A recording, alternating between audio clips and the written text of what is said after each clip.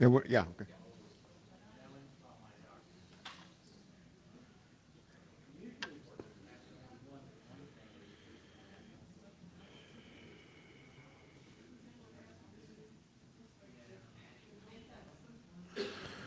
Good morning, everyone.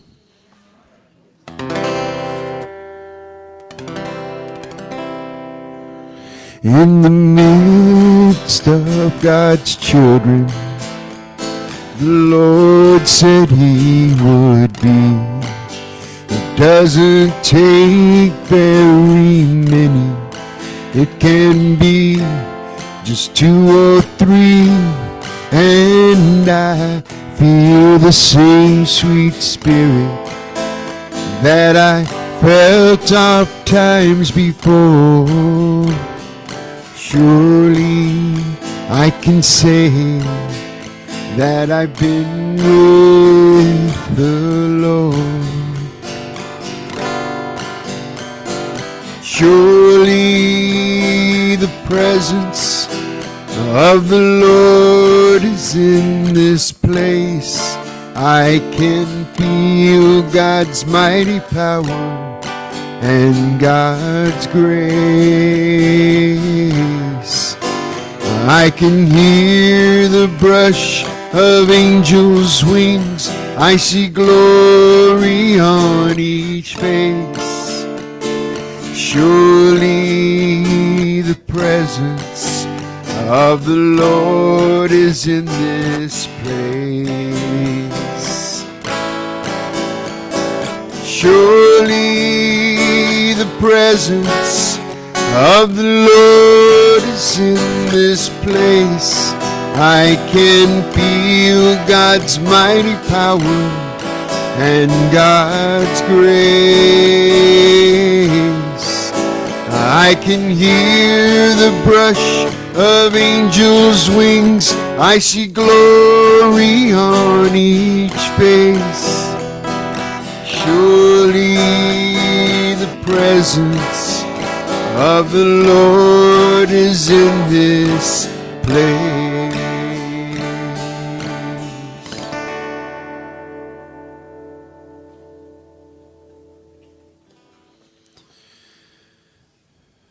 Morning. So good to see you all today. Let's give a round of applause to our good friend Rick Busby. And if we could all just take a moment to silence our cell phones and greet our neighbors. Just say hello.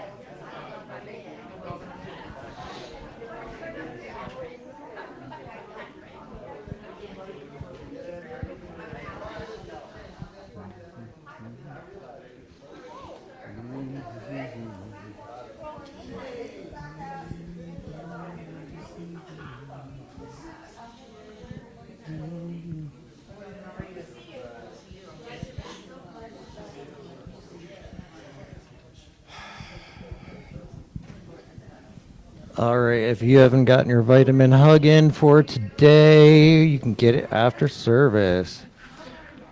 Okay, good morning. My name is Brad Gilbert. I am a member of Unity, and I welcome you to Unity of the Hill Country, where we offer a positive path for spiritual living. Please join me now in our opening prayer.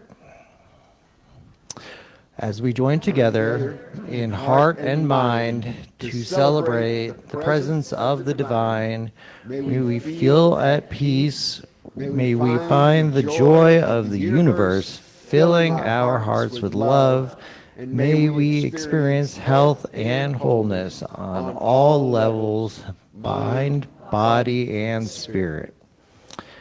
If you will also repeat our statement of faith with me. There is only one presence and one power active in my life and in the universe, God the good and the omnipotent. The Christ candle is lit, calling forth our awareness of spirit. As this light shines, we set our intention to awaken inspiration, guidance, and remembrance of our divine nature. May this flame remind us that the Christ light lives within us and among us. And if you are familiar with us, we are still looking for a new minister. So if you will repeat with me our guiding affirmation for our new minister. It is with thankful hearts that we attract the right and perfect minister for unity of the Hill Country. Welcome to your new home. Affirmative prayer is essential to the unity movement. We are honored to pray with you. All written prayer requests are sent to the 24/7 prayer vigil at Silent Unity. You can also call the number on the screen to have someone pray with you or submit prayers online. We're also doing in our newsletter, if you know somebody in particular needs some targeted prayer, just email us or we've got a sign-up sheet for that. I'll come back to that later. Okay. And we turn our attention to our sacred prayer chest. Each name and request placed within it's held in the light of divine love and infinite wisdom. We affirm that perfect healing, guidance, peace, and joy are already at work in each life. We release these prayers into the care of Spirit, trusting all is in divine order. And the Daily Word has been giving the Worldwide Unity Movement a daily prayer since 1924. We join with millions of Daily Word readers today throughout the world. And today's reader is Tony Lopez.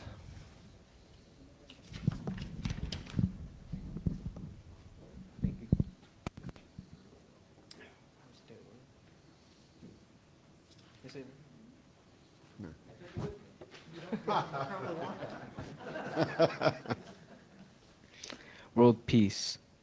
Say the affirmation with me. I bless the world with thoughts of peace. Sunday, September 21st, 2025. The word shalom is synonymous with the word peace, but it means more than an absence of war and conflict. Shalom, appearing so frequently in the Bible, is also used to affirm wholeness and well-being. True lasting well-being requires the kind of peace known by living in alignment with God. Anchored in peace, people are less likely to be in conflict and more likely to appreciate that the beautiful planet Earth offers goodness and abundance for all. When I pray for a peaceful world, I pray shalom for myself and for each person of every land to have their needs met, to know lasting well-being for themselves and their families, to live in harmony, and to work toward our common good. And a harvest of righteousness is sown in peace for those who make peace. James 3:18. Say the affirmation with me one more time. I bless the world with thoughts of peace. Thank you, Tony. All right. Please join me in affirming our mission statement. To live consciously, celebrating the divine potential in all, as well as our vision statement. Revealing oneness in a world of universal peace, love, and abundance. And now I'm going to turn it over to Rick, and he will lead us in this week's congregational music, which is Peace Like a River, which is cool because today's word was world peace. So take it away, right? So I guess everybody knows this one by now.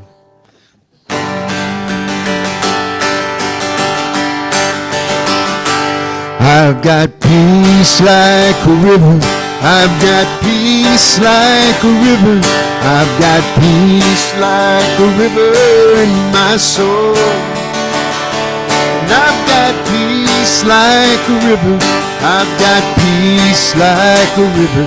I've got peace like a river in my soul. And I've got love like an ocean. I've got love like an ocean. I got love like an ocean in my soul.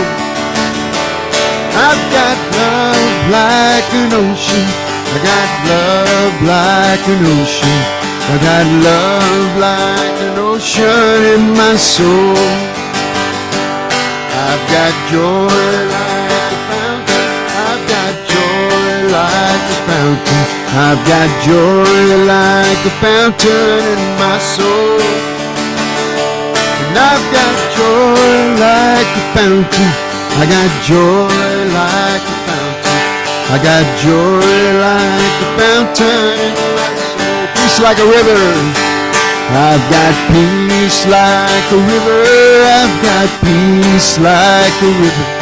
I've got peace like a river in my soul. And I've got peace like a river. I've got peace like a river.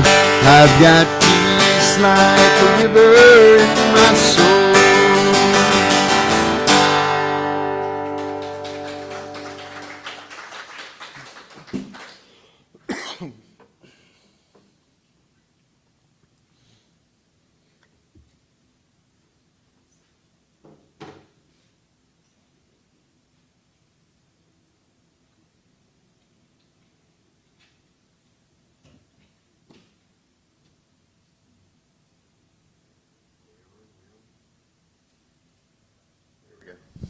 Now we're on. Good morning, everyone.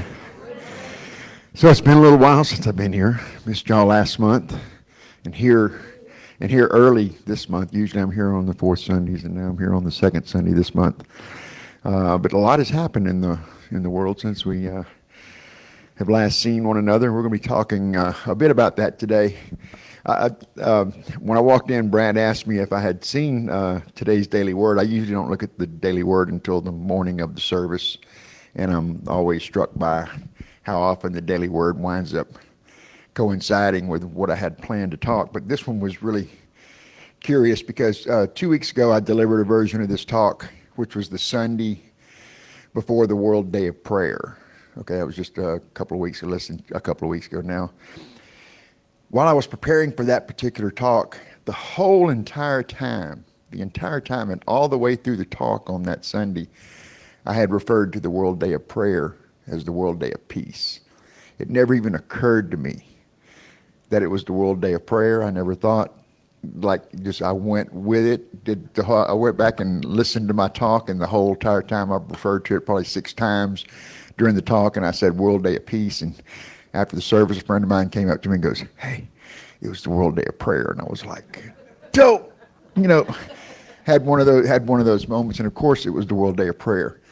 But the theme for this year's World Day of Prayer was "Be Still and Know," and that's ultimately what the talk was organized around, and what the talk for today is organized around.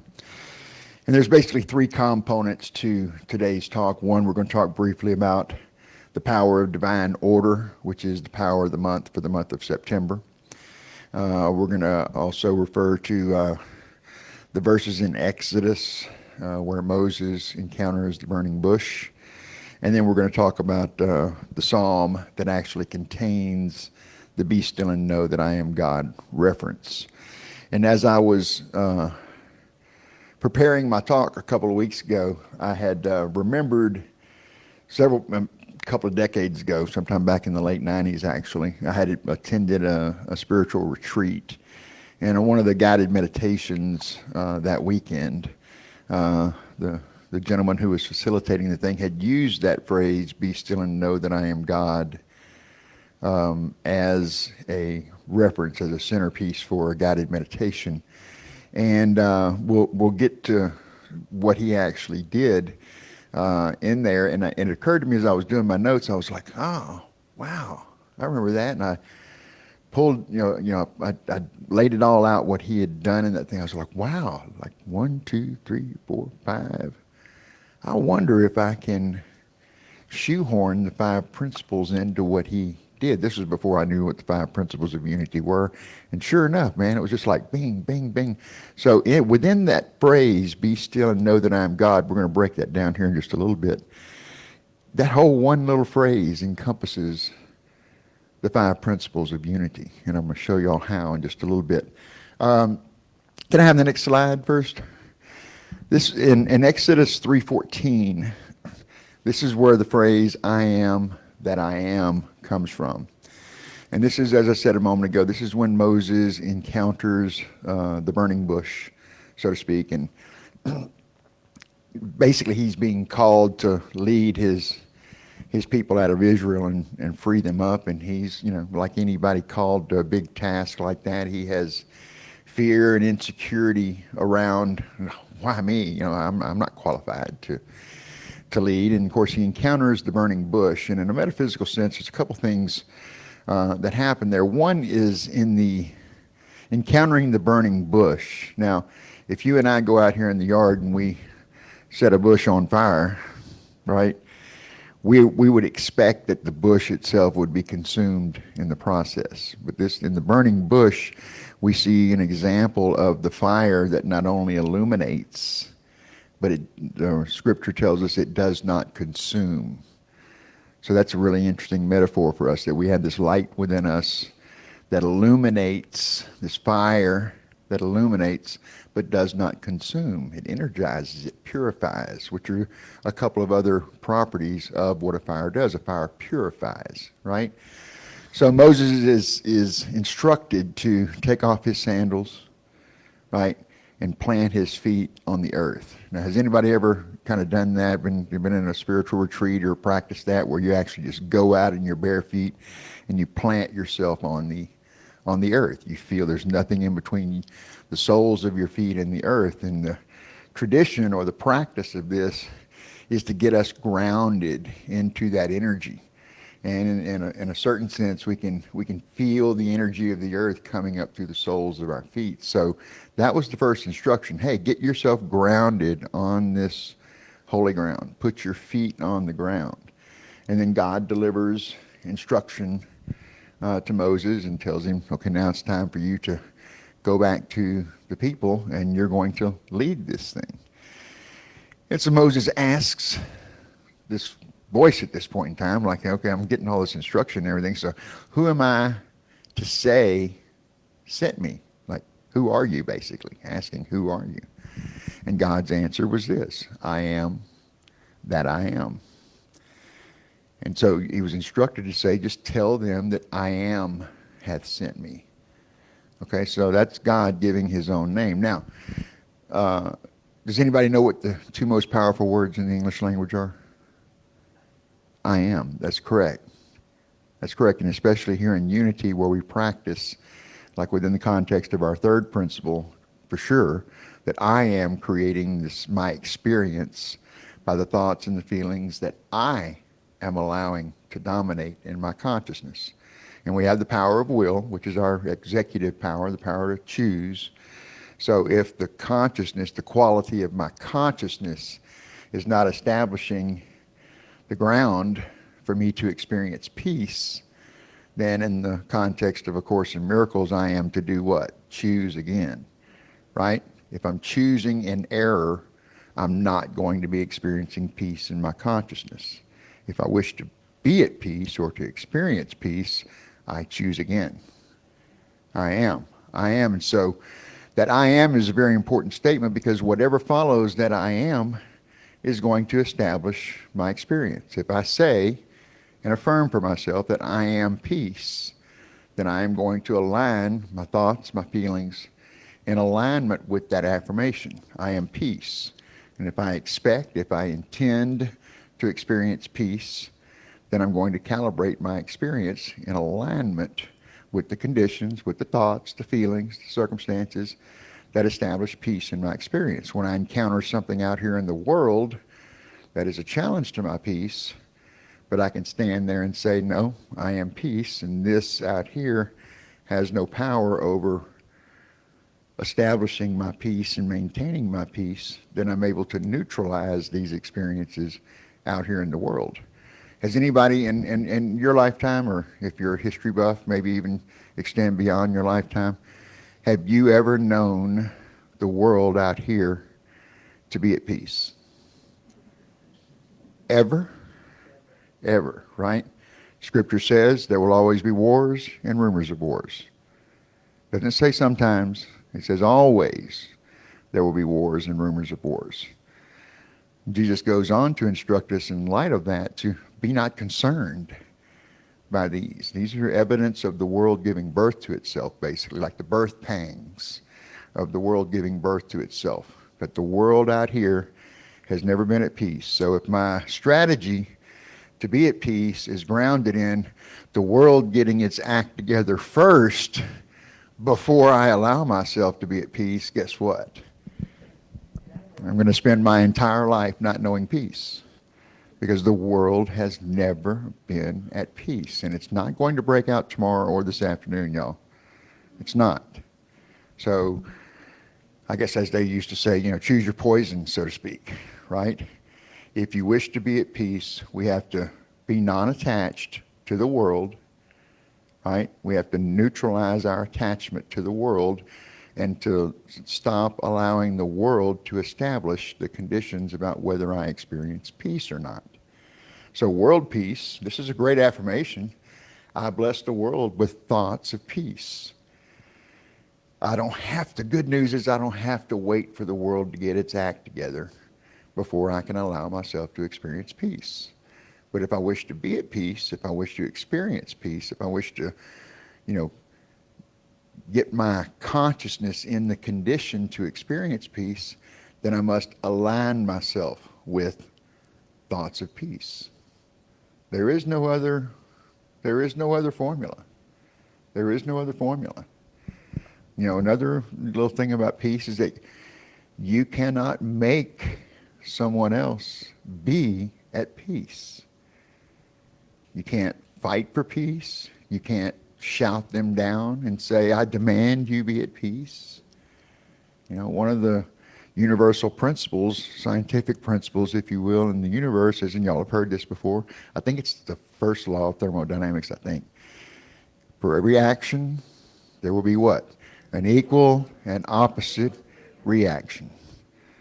So if I demand something, the opposite of that is a resistance to my demand. This is one of the reasons why the world has never been at peace.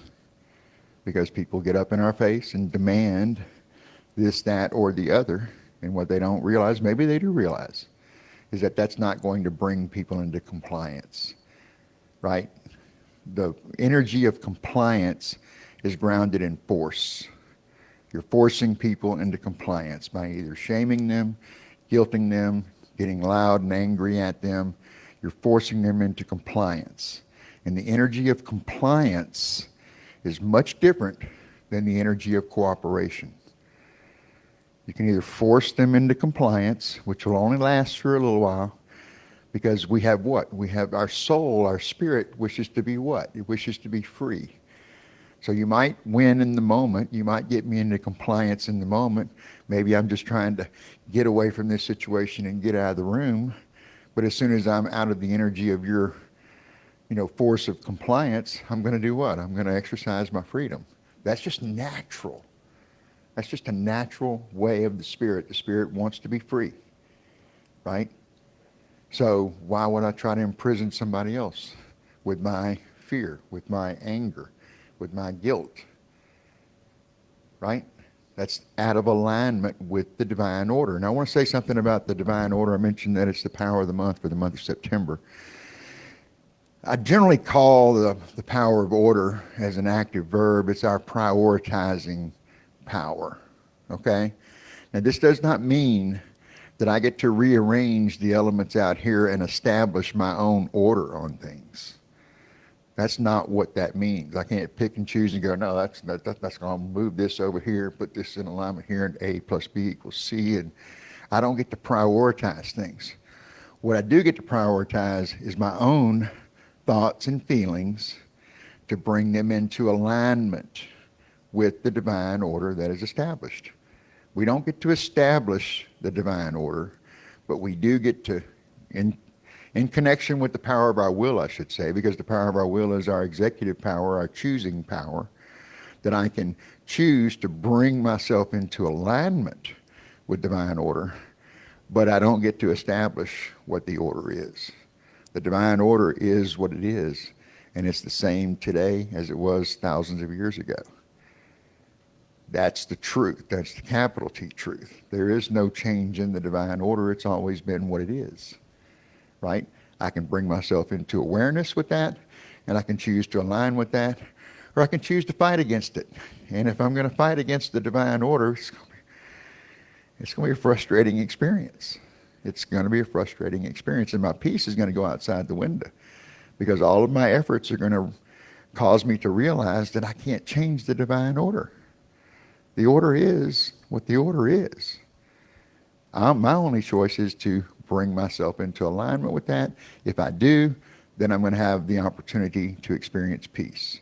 If I fight against that, it's going to be a frustrating experience. So keep that in mind about the power of order is one of the, among the 12 powers, it's probably one of the less obvious ones, that you have this capacity within us, among our 12 powers, our faculties, that we have this faculty and capacity for divine order, right?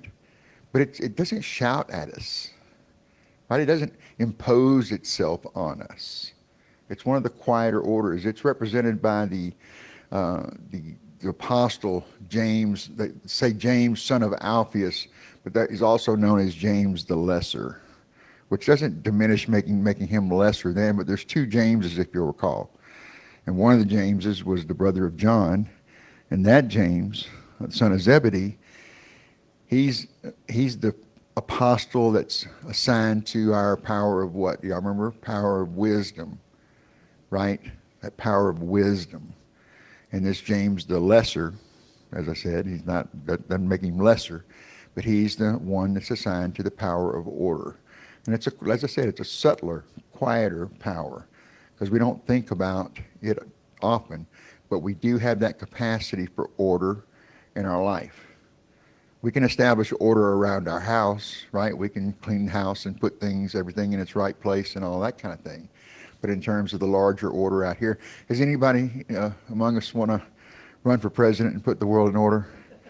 Anybody want to take that job on, right? That's a tough job. As soon as you get things in order, guess what? There's an equal and opposite reaction, right? As soon as the system is perfect, in that moment, like for example, let's use the house cleaning. You spend all day cleaning your house, getting it in perfect order, putting everything in its right place. All the dishes are done, everything's put away, the garbage is taken out, this, that, and the other. And as soon as you're done, you say, you know what? I think I want to have a glass of wine to celebrate the house being in order. So I get a clean glass out. I open up the bottle, like it starts leaning towards entropy as soon as you establish the perfect order, right? And that's the process we're in. It's an ongoing process. We can still put the house back in order, so to speak, but as soon as we do, it's going to start becoming disordered almost immediately. We don't live in a vacuum. We live in an active system, an active universe, a dynamic universe. And if you want to have your peace challenged, for example, okay, I'm at peace. I just got out of my meditation. It's good. I feel connected. So I'm at peace. And then I walk over and I turn on the TV. Let's watch some news. Let's watch some news and see how I do with that, right? So that's never going to change. It's not. It hasn't changed in our lifetimes, and it's not going to change tomorrow. So what do we do with that? How do we manage that? How do we navigate that? And still intend love and peace for ourselves, love and peace for all other people. All other people, especially the ones you disagree with. What are we advised to do? Pray for your enemies, right? I don't want to pray for my enemies. You have to, because if you're resisting doing that, you're not going to be at peace. So choose which cup you want to drink from. If you wish to have peace, if you wish to have your life transformed, if you wish to be in alignment with divine order, you have to intend the same peace that you desire for yourself for everyone. A Course in Miracles tells us there's only two kinds of actions. The Course in Miracles fans remember what those two actions are? They're acts of love and requests for love. That's the only two kinds of actions there are in the world. Acts of love, requests for love. The Reverend Dr. Michael Beckwith, does anybody know who Dr. Michael Beckwith is? He heads the Agape Church out in California. Wonderful, wonderful guy, dynamic speaker. He came to Unity Church of the Hills, that's what, about 24 years ago now, because it was the second time I'd ever attended service there. He did the dedication service for the new chapel and church over there. And I remember him saying, in the context of his talk that day, this was about maybe 6 or 7 weeks after the 9/11 attacks, okay? And he said something that I never forgot. It was that every newspaper headline is a prayer request. Every newspaper headline is a prayer request. Now, how many times is our first reaction to go to prayer? Or do we get mad at the TV or mad at whoever's setting the world on fire out there, or whatever the case may be, or has an opinion that's counter to ours and this, that, and the other? Do we pray for that person, or do we try and shout them down? Even if they're not there, we're, right? But if we saw that and we held that in consciousness, that every newspaper headline is a prayer request, our whole entire world would change. Our personal world would change. One of my very favorite scriptures, I have this sort of, top 10 list of favorite scriptures. And the qualifier to get into that top 10 list is, does this scripture have practical value in helping me to establish the conditions of peace in my life? That's how you get on that list. You got to have, practical value. Do you help facilitate the experience of peace? And one of my top 10, if not, among the top 3, possibly even number 1, is be transformed by the renewing of your mind. Be transformed by the renewing of your mind. Now, when is the time to renew your mind? Now. It's always now. The time is always now. To stay in that state of openness, that willingness to align with divine order, to not resist the divine order that's unfolding in front of us, and to keep myself primed and ready to be in the position to create the experience of peace. So the time is always now. Have anybody ever seen that clock? That's the 12, 1, 2, 3, 4, 5, 6, 7, 8, 9, 10, 11 positions on the clock, that every one of them says now. There's a clock like that. You can get that clock where the time is always now. It's true. The time is always now. The past is behind us now. Like 5 seconds ago is gone. 5 seconds in front of us will arrive now. Now it's behind us. The time is always now. So when is the time for peace? When is the time to establish the conditions for peace in my own consciousness? Now. I can't go back and undo the past. The things I said in the past, the things I did in the past, the grievances I held, the soapboxes that I stepped up on, and no. I can't undo that. That's what I did then. I do have power over it now.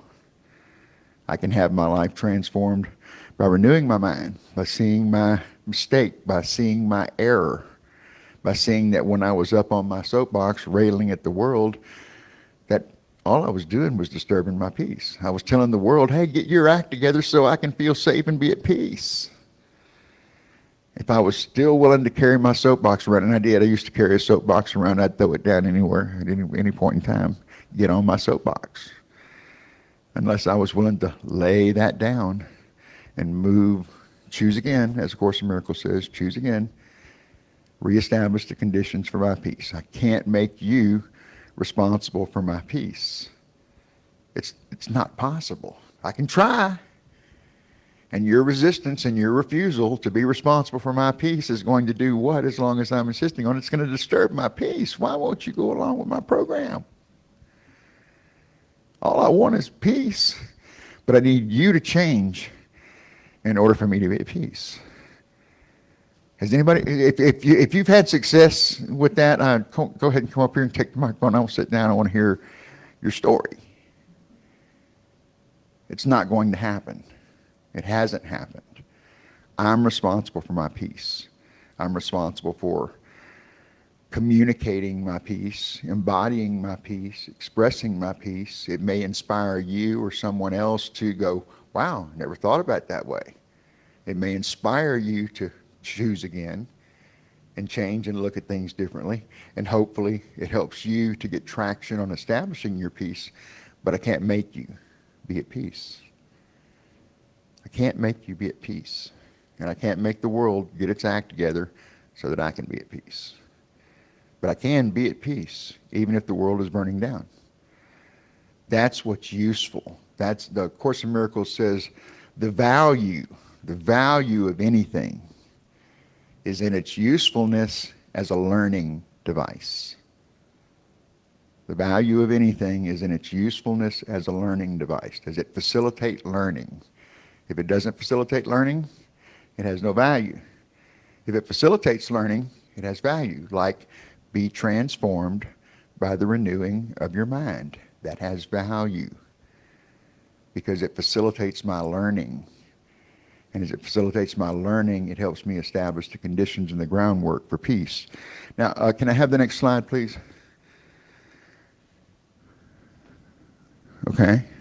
There we go.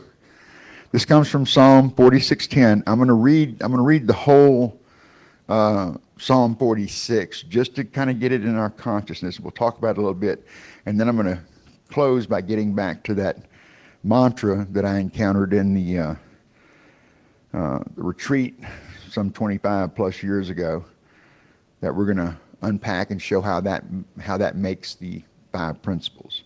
So let me find the actual scripture here. I'm going down in my thing here, and you'll probably find out that it was up above me. So this is the Psalm 46 has basically 3 movements in it, so to speak, 3 scenes, if you will, and it takes us through the there's unrest in the world, okay, and this is God speaking to everyone through the psalmist. Where is that thing? Oh wow! And so there's 3 sections in there where one it's telling us that God is our refuge, right? That it's for us to return to that place of God. In other words, bring ourselves back into alignment with the divine order, as it were. So, and then it moves through the conditions in the world, and then it gives us that anecdote of be still and know that I am God. Bring ourselves back into alignment with the divine order of things. So there's God as refuge in trouble is what the first 3 verses talk about, right? That God is a stronghold when nature itself seems to unravel. Is nature out here, is the world out here seeming to unravel? I mean, honestly, right? We're all seeing it. Doesn't matter where you are on the political spectrum of things. We're all witnessing the unraveling. And God uses the images of the mountains falling into the sea, right? What if we woke up this morning and the mountains were falling up into the sea? Would that be a challenge to your peace? It would be, wouldn't it? Like, what's going on? That seems unnatural, right? So there's symbols of chaos and instability out there. But we are assured that no matter how unstable the world feels, that God's presence is unshakable in our lives. How do we practice that in unity? We go into the silence, right? When the world's melting down, we retreat. We go into the silence. We reconnect with that indwelling Christ presence, and we reestablish the conditions for connection, right? We put ourselves in a place of willingness and openness for the communication of truth through that indwelling Christ presence, and we establish the conditions for us to experience peace. The middle verses, God is reassuring us of his presence in the city. There is a river whose streams make glad the city of God. God is in the midst of her. She shall not be moved. God's presence brings life, stability, and joy to Zion, as it says, but it's also known as Jerusalem. Now, metaphysically, Jerusalem represents the place of peace, the seat of peace within us, your own inner Jerusalem, so to speak. So we contrast that there's waters raging in verses 2 and 3, mountains are falling into the sea, but we contrast that with a river of peace. I got peace like a river, right? I got peace like a river. And the refrain within the context of this middle section here, it says, the Lord of hosts is with us, the God of Jacob is our refuge, right? So we're to lean on that divine order, that no matter what's going on out here. And the final 3 verses, this is where the be still and know that I am God comes from. This is where God is saying, come behold the works of the Lord. He makes wars cease. Be still and know that I am God. And in the context of this is that God has sovereignty over history. The divine has sovereignty over history. The truth, the capital T truth, the spiritual truth, the underlying divine order truth has never changed. Has never changed. If the truth, that truth was changeable, then the planets would fall off out of order. The sun would come up in the north some days and the east on other days. Everything would be out of order. But there is, just observing nature, there is an order to things that goes on no matter what's happening, right? And we're reminded to bring ourselves into alignment with that. So the themes of these last verses, at verses 8 through 11, talks about God's victory over the nations, God's sovereignty over history, bringing peace by ending wars. Now, there's always be wars and rumors of wars, remember? That's still going on. But I can bring myself to peace and end the war within my own consciousness. Calls Israel and all the nations are invited to recognize that power, that presence. And then in verse 10, which is one of the last verses there, that's where we get to the be still and know that I am God. Now I'm going to unpack that and show y'all the 5 principles within that one statement. Can we have the next slide, please? So by doing subtraction here, this was the meditation that I was led through back in that spiritual retreat. So we start with be still and know that I am God. Be still and know that I am the one power, one presence active in the universe and in my life, God. Be still and know that I am the one power, one presence. That's the first principle, right? Be still and know that I am God. Now let's take God out of the equation. Be still and know that I am. Now the second principle says what? I am a child of God. I am created in the image and likeness of God. Therefore, I am divine as well. This is true for me. This is true for you all. This is true for everybody outside of this building, including those who challenge your peace. They may not be aware of it. They may be resisting it. They may be fighting it, trying to be something else, trying to get the world to be at peace before they allow themselves to be at peace. But it's true for them. It's true for you. It's true for me. Be still and know that I am a child of God. That's the second principle. Be still and know. Now, this is our third principle. I am creating my experience by the thoughts, the feelings that I am allowing to dominate in my consciousness. That's true for me. It's true for you. It's true for everybody else. We are each creating our experience. The quality of my experience depends upon how well I am choosing those thoughts and the feelings and the activity of my consciousness.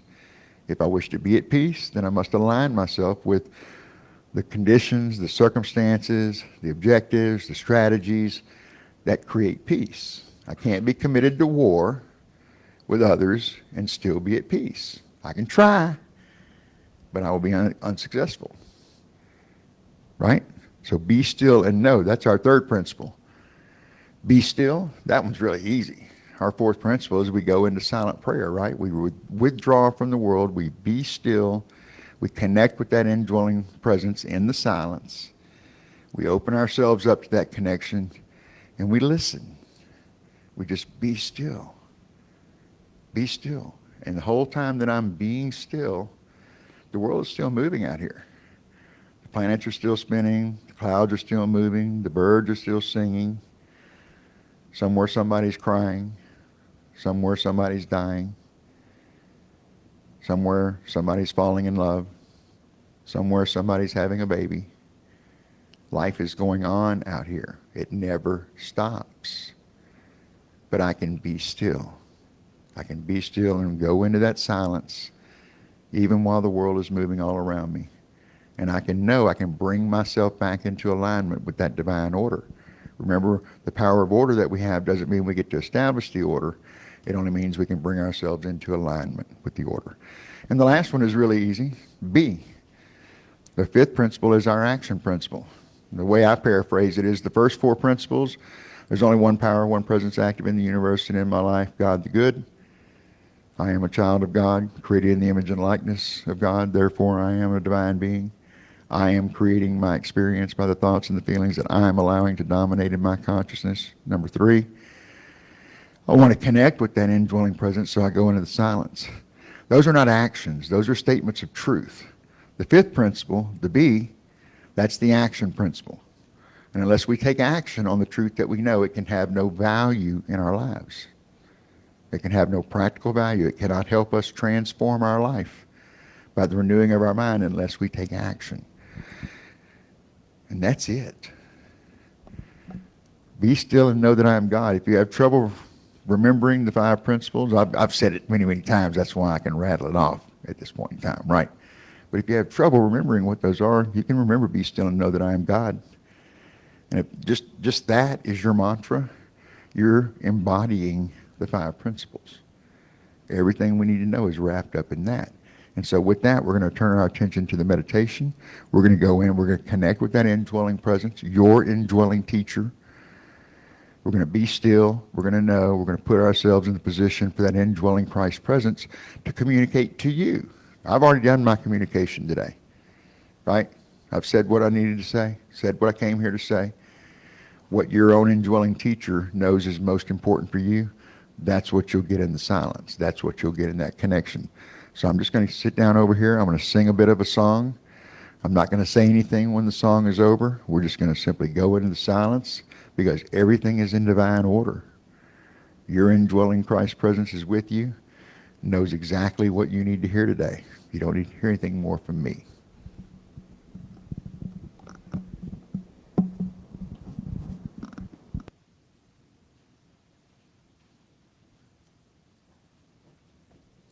So while I'm getting the guitar on, I just invite you to forget everything I just said.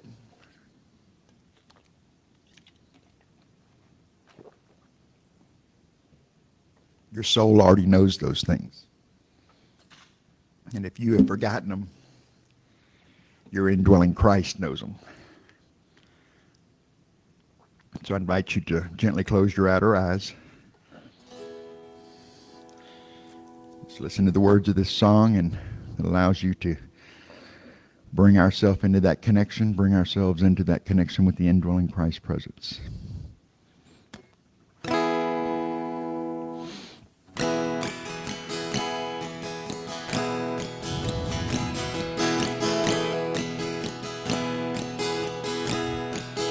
Be still and know that I am the breath. The breath is the life is the power.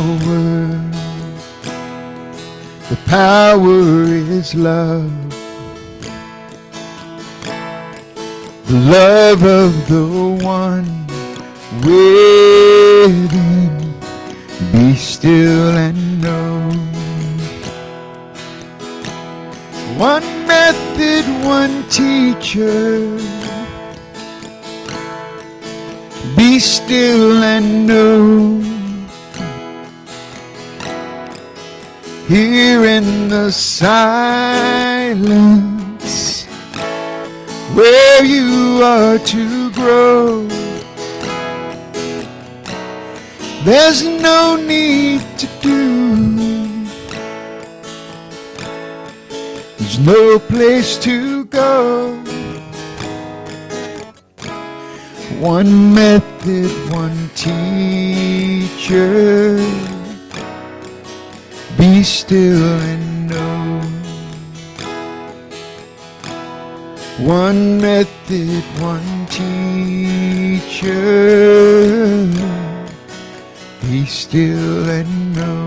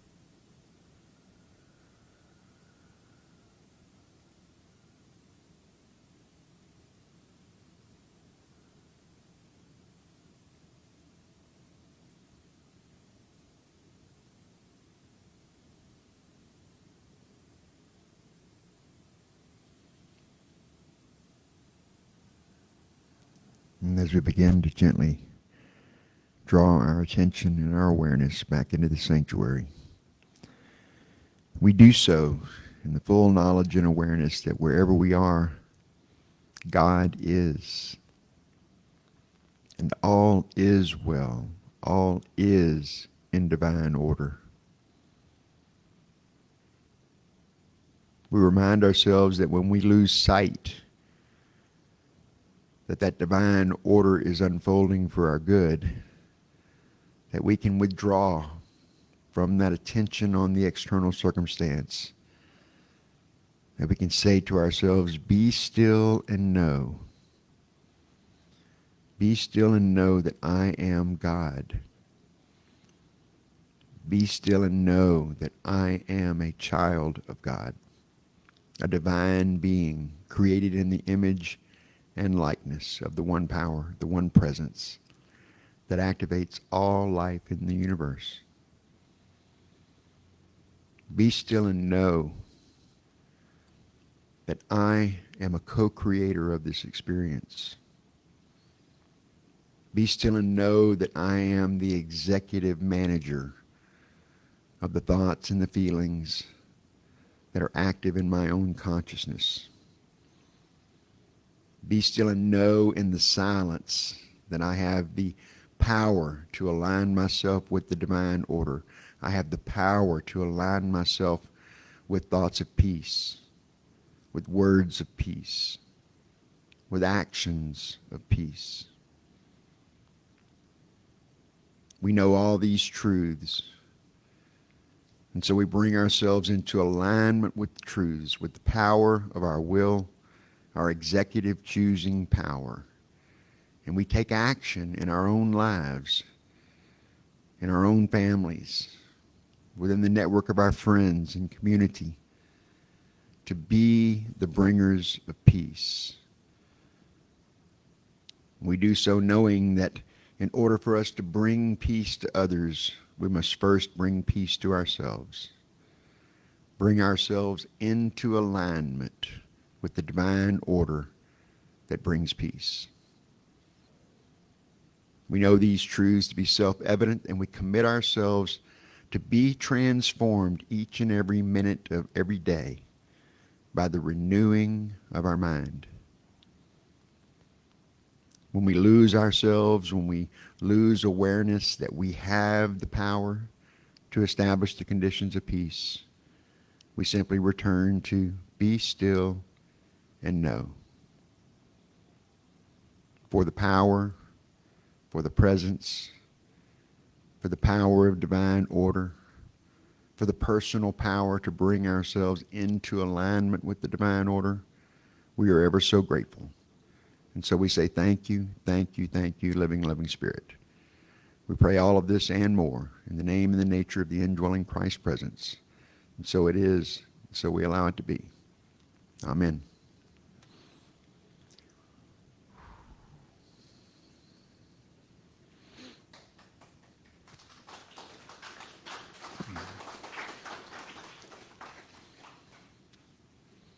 Thank you, Brad.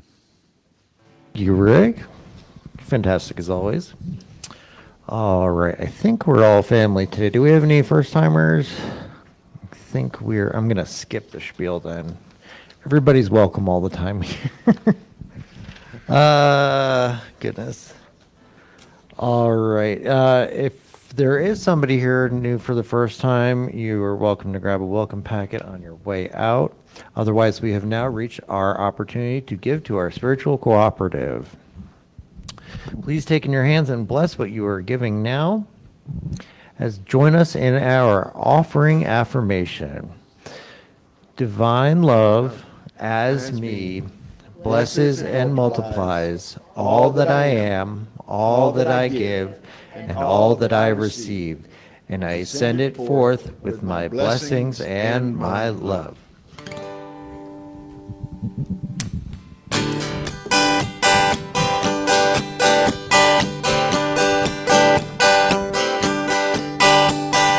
Think of your fellow man, lend him a helping hand, put a little love in your heart. When you see it's getting late, oh, please don't hesitate, put a little love in your heart. And the world will be a better place, all the world will be a better place for you and me. You just wait and see. Another day goes by and still the children cry. Put a little love in your heart. We want the world to know we won't let hatred grow. Put a little love in your heart. And the world will be a better place. All the world will be a better place for you and me. You just wait and see. Take a good look around, and if you're looking down, put a little love in your heart.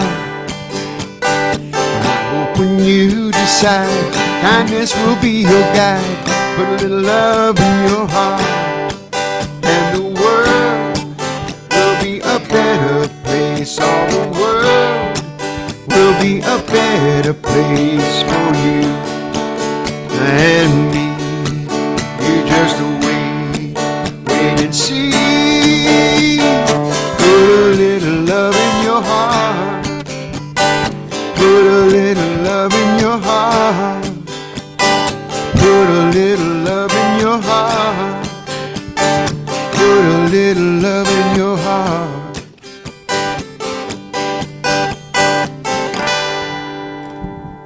Thank you, Rick. We open our hearts in gratitude as we release these donations. We send these gifts forward through our congregation and into our world, blessing all that it affects. Thank you.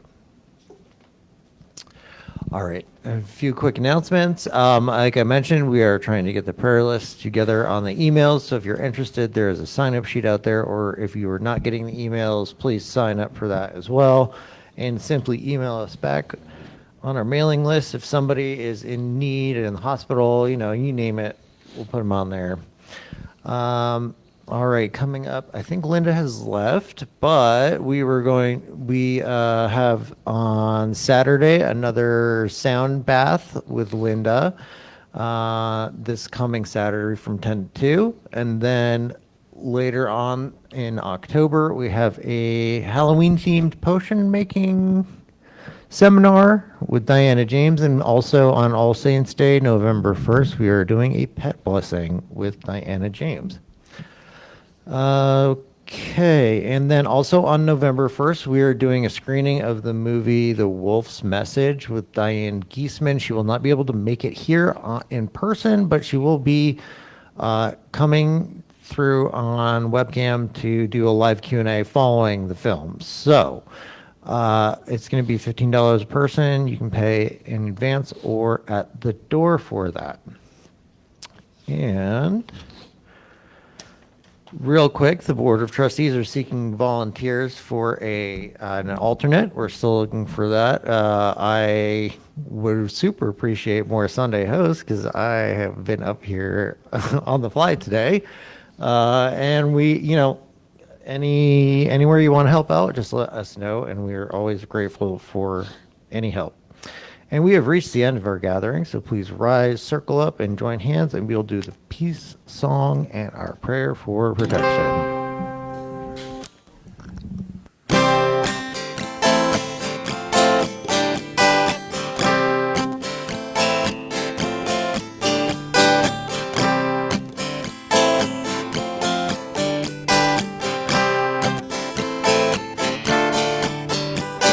Let there be peace on earth, and let it begin with me. Let there be peace on earth, the peace that was meant to be. With God as creator, family all are we. Let us walk with each other in perfect harmony. Let peace begin with me. Let this be the moment now. With every step I take, let this be my joyous vow. To take each moment and live each moment in peace eternally. Let there be peace on earth, and let it begin with me. One more time. Let there be peace on earth, and let it begin with me. The light of God surrounds us. The love of God enfolds us. The love of God protects us. The presence of God watches over us. Wherever we are, God is, and all is well. Peace, everybody. Have a good one.